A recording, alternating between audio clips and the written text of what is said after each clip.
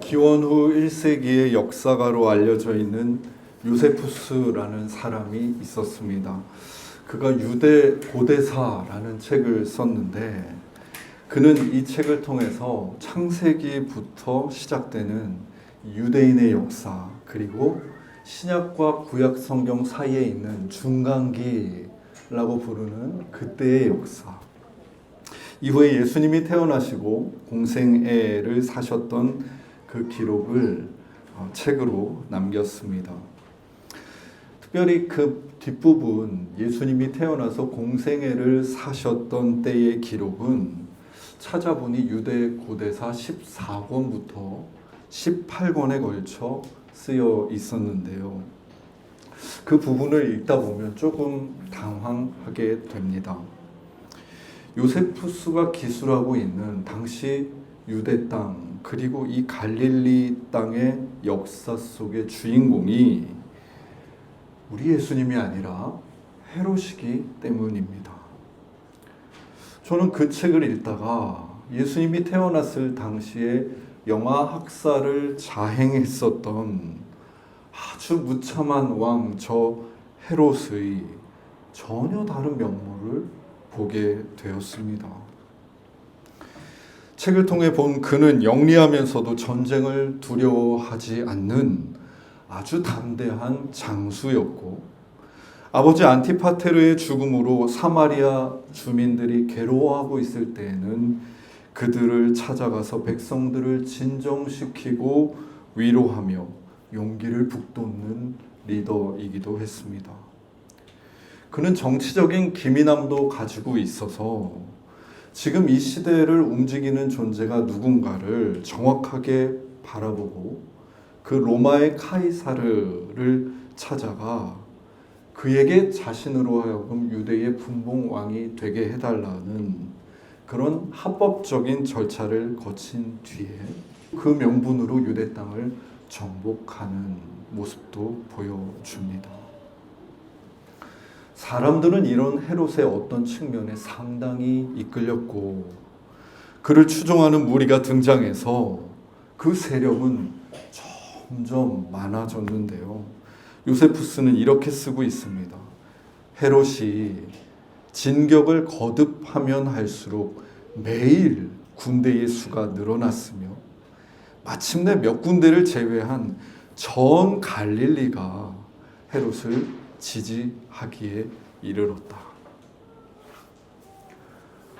저는 이런 증언은 처음 봅니다. 그러니까 우리가 그때의 갈릴리를 지나가다가 그 갈릴리 마을 사람을 만나서 대화를 하게 된다면 그는 헤롯의 지지자이거나 친구가 헤롯을 추종하고 있을 가능성이 매우 높다는 이야기입니다. 헤롯이 일으키고 있는 사건이며 술렁이게 하는 그 분위기에 대해서 갈릴리 사람들이 대부분 알고 있었을 가능성이 높다는 말입니다. 이 헤롯은 예루살렘을 함락시키기 전에 예루살렘을 향해서 이렇게 말하기도 합니다. 헤롯이 온 것은 백성들의 유익과 예루살렘의 안전을 위한 것이다. 헤롯은 철천지 원수에게라도 원한을 품고 있지 않다. 과거의 지난 일은 모두 잊어버릴 것이다.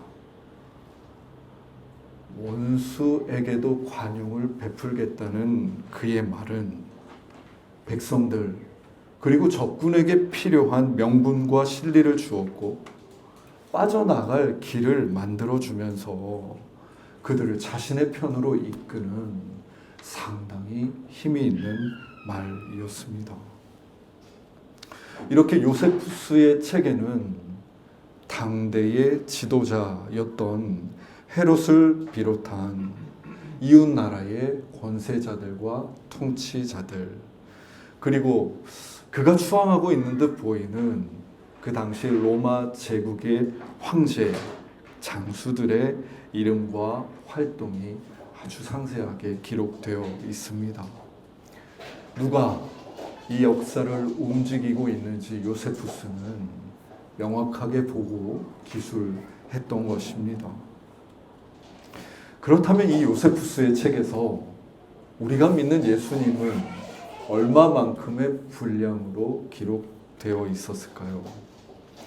예수님 시대의 상황을 기록한 유대 고대사 14권에서 18권은 우리말 번역본, 제가 가진 책으로는 360쪽의 분량을 가지고 있는데요.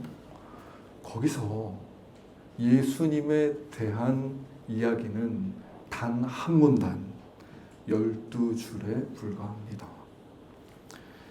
물론 그는 그 짧은 서술에서 예수님을 지혜자요, 선생이요, 그리스도로 인정하고 있으며 그가 죽고 살아났으며 그 시대까지 그를 따르는 자들을 그리스도인이라 한다고 증언합니다.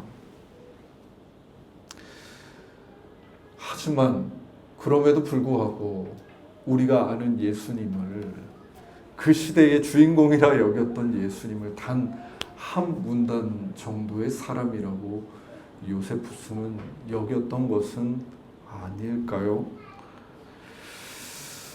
저는 요세푸스의 이러한 기술을 보고 참 야박한 사람이다 라는 생각을 했는데, 가만히 보면 사실 그럴 것도 없는 것이, 우리가 보는 책인 성경의 사복음서 또한 그 시대의 예수님의 모습을 아주 소상하게 기록하면서도 정작 당대의 통치자였던 요세푸스가 그렇게 가득 채우며 역사의 주인공이라 기술했던 헤롯에 대해서는 무심한 듯 보이기 때문입니다. 성경을 아무리 찾아봐도 복음서에 한두 줄, 많이 나오면 3번 정도 헤롯이 언급될 뿐입니다.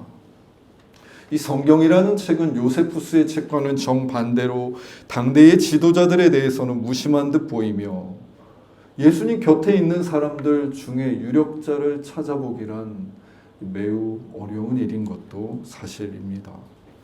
예수님은 오히려 아무런 역사가도 관심을 가지지 않는 어부를 제자로 부르셨고, 모든 약한 것과 병든 것을 고치셨습니다. 그러니 그분의 주위에 그분을 추종하는 자들은 성경을 따르면 이러합니다. 모든 앓는 자, 각종 병에 고통 당하는 자, 귀신 들린 자, 간질하는 자, 중풍병자. 헤롯 주위에 몰린 추종자들과는 달리 예수님 주위에는 이런 사람들이 그득히 몰려 예수님을 향해 손을 내밀고 치유받고 감사와 찬양을 드리고 있었던 것입니다. 요세푸스가 보는 세계와 성경이 보는 세계는 분명히 같은 세계인데 그 초점이 전혀 다릅니다. 헤롯도 추종자가 있고 예수님도 추종자가 있는데, 추종하는 사람들의 구체적인 면모는 극과 극입니다.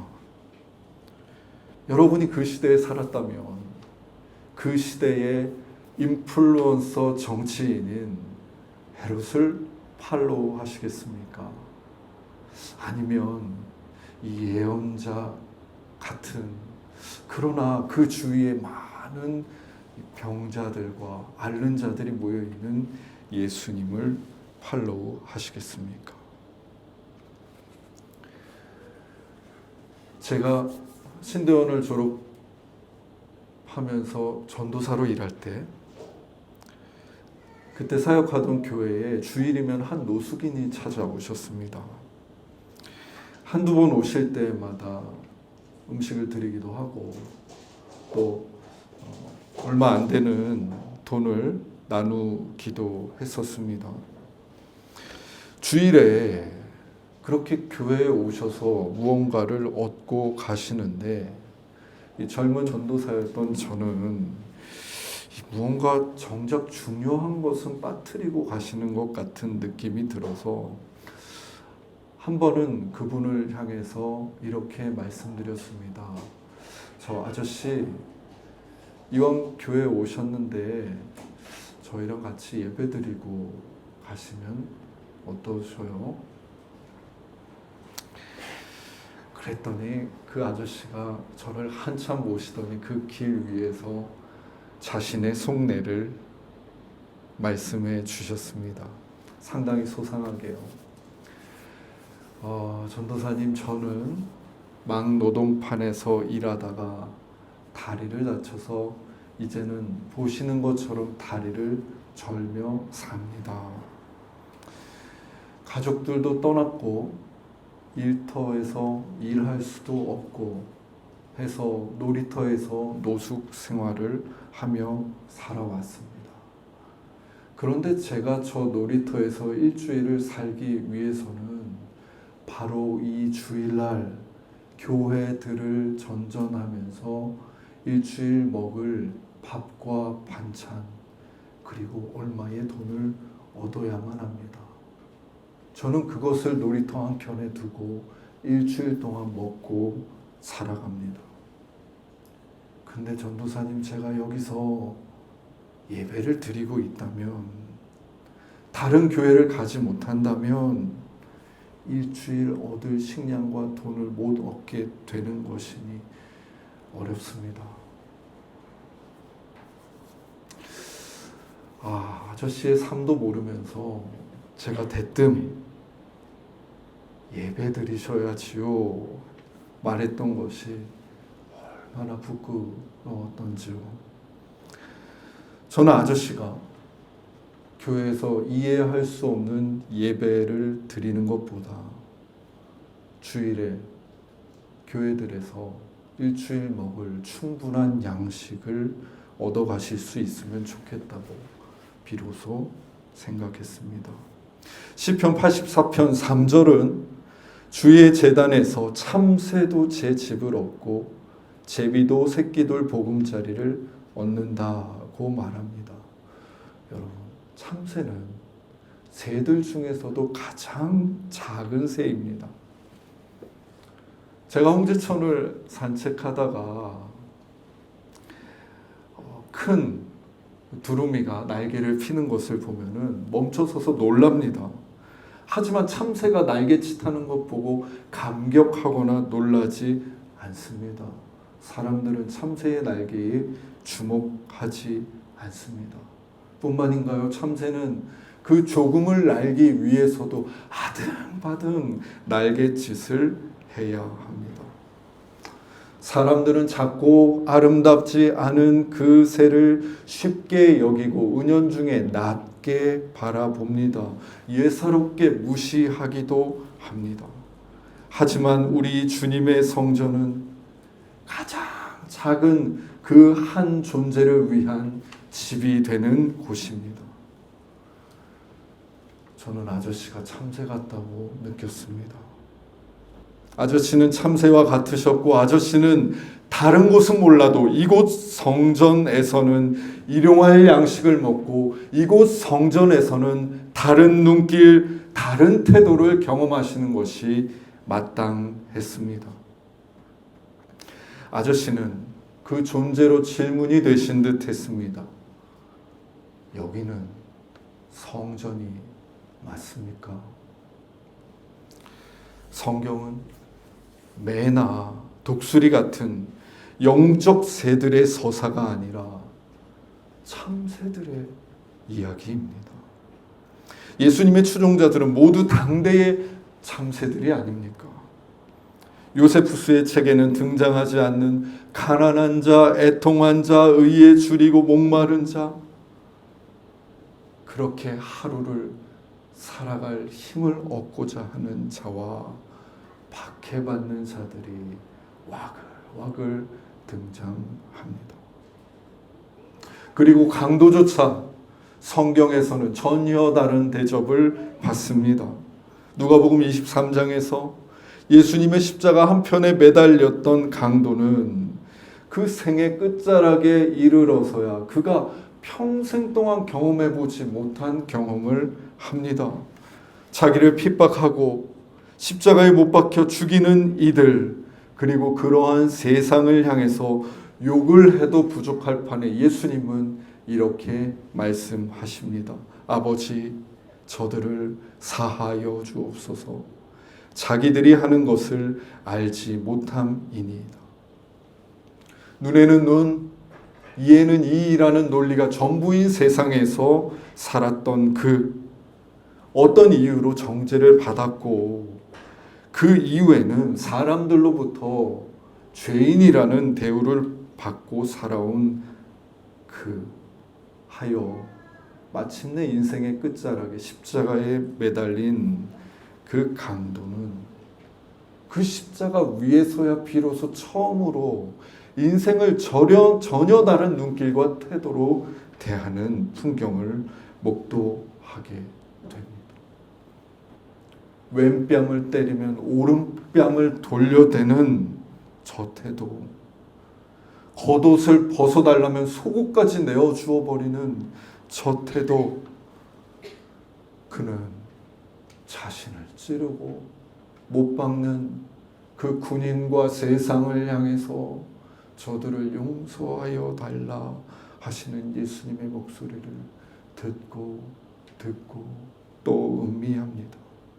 저들이 무지해서 그럽니다. 저들을 사하여 주십시오 하는 예수님의 목소리를 그 강도가 가만히 듣고 있는데 그분의 기도가 마치 지나온 나의 생을 사하여 달라고, 용서하여 달라고 하는 기도처럼 들려옵니다. 저들을 사하여 주십시오. 자기들이 하는 일을 알지 못합니다 라고 말씀하시며 내 온 생애를 용서하시고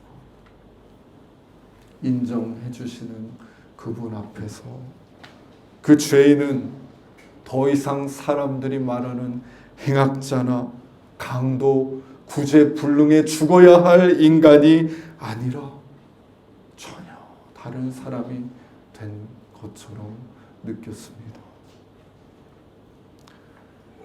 그런 그가 죽기 직전에 주님, 당신 나라, 당신이 다스리는 그곳이 임할 때 나를 꼭 그곳에 있게 해주십시오. 간청한 일은 너무나 자연스러운 일입니다. 예수님은 그에게 네가 나와 함께 나의 다스림 가운데 낙원에 오늘부터 있으리라 라고 말씀하시지요. 주의 제단에서는 세상에서 참새와 같이 여겨지는 이들도 제 집을 얻으니, 예수님의 이 말씀은 구약으로부터 그 십자가 위에까지 그 모든 일을 관통하는 한결같은 예수님의 입장이 아닐 수 없습니다. 이처럼 우리 예수님의 방식은 처음부터 지금까지 헤롯의 방식과는 전혀 다른 것이었습니다. 그분은 유력한 자가 아니라 늘 무력하고 비천한 자에게 관심을 기울이셨습니다. 저들을 제자로 부르시고 그리고 그들에게 헤롯이 말하는 세상의 복과는 전혀 다른 하나님 나라의 복을 선포하십니다. 오늘 우리가 함께 읽은 복음서 본문이 바로 예수님이 그 비천한 제자들을 부르시고 선포해 주신 다른 복입니다. 심령이 가난한 자, 애통한 자, 온유한 자, 의에 줄이고 목이 마른 자, 긍휼히 여기는 자, 마음이 청결한 자, 화평하게 하는 자, 의를 위하여 박해를 받는 자, 나로 말미암아 박해를 받는 자는 복이 있다. 여러분, 이것은 저들이 한 번도 들어본 적 없는 말입니다. 가히 혁명적인 말이기도 합니다. 헤롯이 다스리는 세상에서 저들은 불행한 사람들이었습니다. 행복과는 무관한, 행복과는 정반대의 삶을 사는 사람들이었습니다. 저들은 헤롯의 세상에서 주눅이 들어 있습니다. 헤롯처럼 싸우고 극복하고 쟁취하고 인기를 얻어 사람들의 추앙을 받고 마침내 뜻을 이루는 그런 인생과는 전혀 무관한 정반대의 삶을 살았던 사람들은 헤롯 세상에서 참새와 다르지 않았습니다. 새로 태어났는데 참새가 되는 것이 꿈인 사람이 있을까요? 참새가 되는 것이 꿈인 사람은 없고, 그러나 그저 휘몰아치는 인생을 살다 보니 내 심령이 나만 하지 않아 이제 가난해졌고 애통 속에 있게 되었을 뿐입니다. 누군들 계획하고 실행하며 뜻한 바를 척척 이루며 살고 싶지 않겠습니까마는 실상 이 삶이라는 복잡개는 내 바람대로 흘러가기만 하는 것이 아님을 매 순간 매 상황 경험해야 하는 삶이 있었던 것입니다. 가난한 마음, 애통한 마음, 줄이고 목마른 자신을 드러내지 않고 그저 조용히 숨어 살아가던 저들은 예수님이 전하는 이 이상한 복음에 귀를 쫑긋 세웁니다. 아니, 이 세상에서 미약하고 작고 실패한 것 같은 내 삶이, 그래서 누구에게 말하기도 부끄럽고 드러낼 수도 없는 내 삶이 복이 있다니,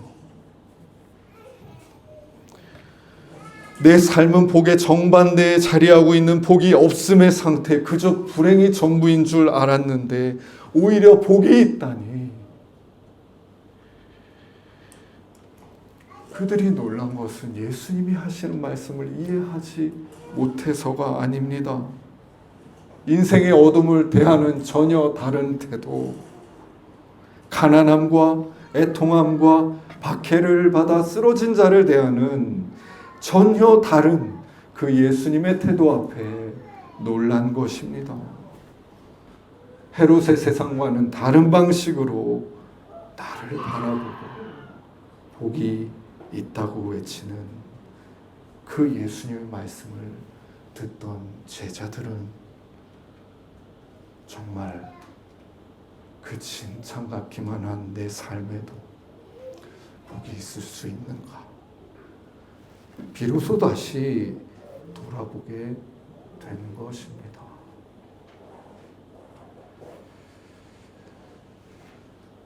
처음으로 다시 돌아가 보겠습니다. 요세푸스가 기록한 헤롯의 역사만을 보고 살아가는 사람들은 헤롯에게 감격하고 감탄합니다. 그 시대에 살던 갈릴리 대부분의 사람들이 헤롯을 지지하였듯이 헤롯은 그 시대의 공공연한 성공한 모델이 되었고 많은 사람들의 추앙을 받습니다. 사람들은 헤롯을 추종하고 따르며 그의 군대가 되기를 바라고 그의 기치를 따라 삶을 살아가고자 합니다. 헤롯 중심으로 서술된 이 역사는 우리를 부추기는 말입니다. 지금 너는 헤롯과 같은 용맹함이 부족하고, 지금 너는 헤롯과 같은 사안에 집중하는 집요함이 부족하고, 지금 너는 부를 얻을 마인드가 부족하고, 지금 너는 문제를 해결할 의지가 부족하다. 헤롯의 세계에서 우리는 끊임없이 자신을 그 헤롯 세상의 기준에 맞추어 갱신하고자 시도하고 거기서 어떤 안정감을 획득합니다. 물론 제2의 헤롯, 제3의 헤롯이 탄생하지만 사실 대부분 많은 이들은 헤롯이 되지 못하는 자신의 삶에 속상해하고 비관하기도 하는 것이 이 헤롯 세계의 실상이며 이면입니다. 하지만 우리 예수님이 성경을 통해 기록하고 있는 예수님의 역사는 결코 우리를 이처럼 부추기지 않습니다. 네가 너무 작은 몸짓과 작은 날개와 아등바등 살아가는 참새 같은 존재이니 어서 빨리 그 한심한 삶을 벗어나라 라고 말하지 않습니다.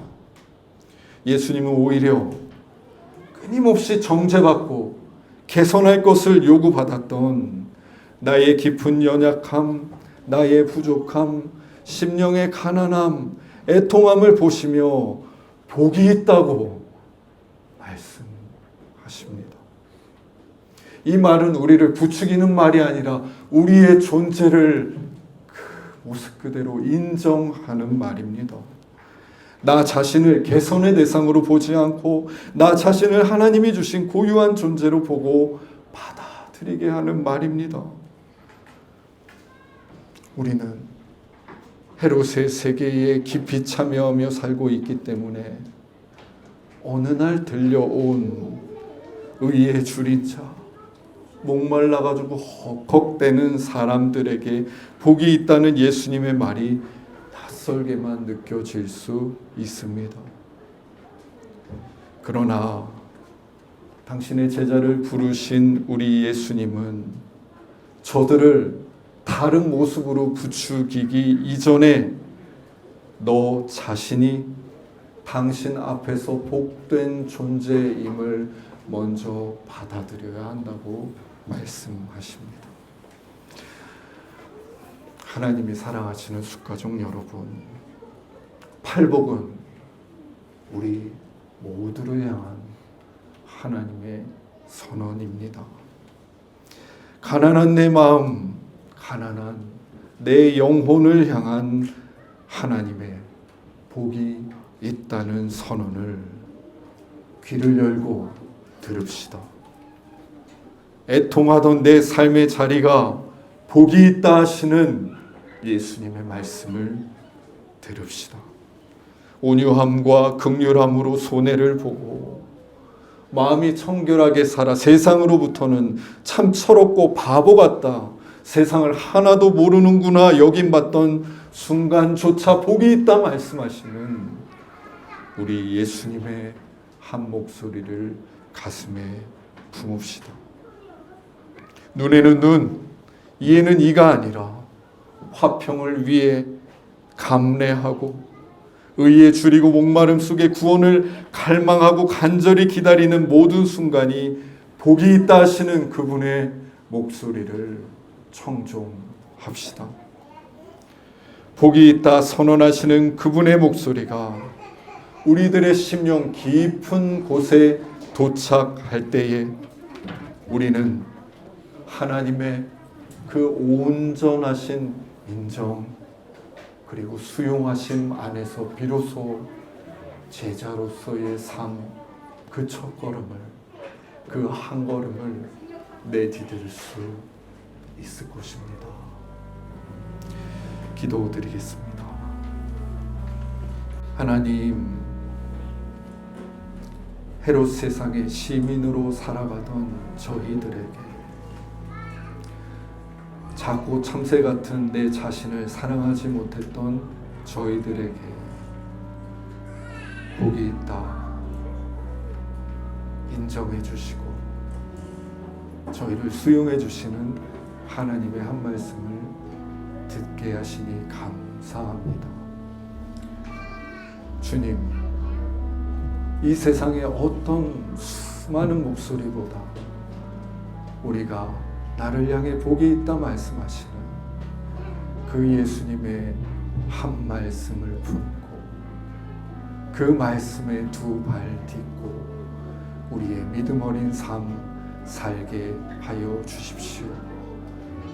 내가 미워하고 싫어하고 덮어뒀던 내 생의 어둠까지도, 나의 애통함 깊은 그 자리까지도 복이 있다 말씀하시는 당신 말씀 의지하여 나를 바라보시는 주님의 그 눈길로 보듬고 바라보며 살아가는 새해 되도록 주님, 우리 모든 숲사람들과 함께 계셔 주십시오.